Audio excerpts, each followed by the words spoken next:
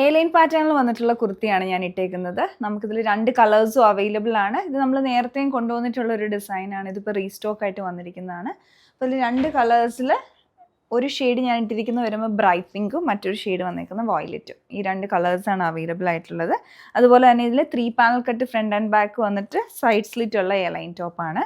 യോക്കിലേക്കും middle പാനലിൽ box pattern വരുന്നുണ്ട്. അപ്പോൾ ഇതിൽ യൂസ് ചെയ്തിരിക്കുന്ന 2 ഡിഫറെൻ്റ് ആയിട്ടുള്ള വീവിങ് വന്നിരിക്കുന്ന മെറ്റീരിയലാണ്. ഒന്നൊരു പോൾക്ക ഡോട്ട് പോലെയുള്ള വീവിങ്ങും മറ്റൊന്ന് വന്നിരിക്കുന്നത് സ്ക്വയർ പാറ്റേണിലുള്ള വീവിങ്ങുമാണ് വരുന്നത്. ഇപ്പോൾ യോക്കിലേക്ക് ആ ഒരു ഫാബ്രിക് അങ്ങനെ കൊടുത്തിരിക്കുകയാണ്.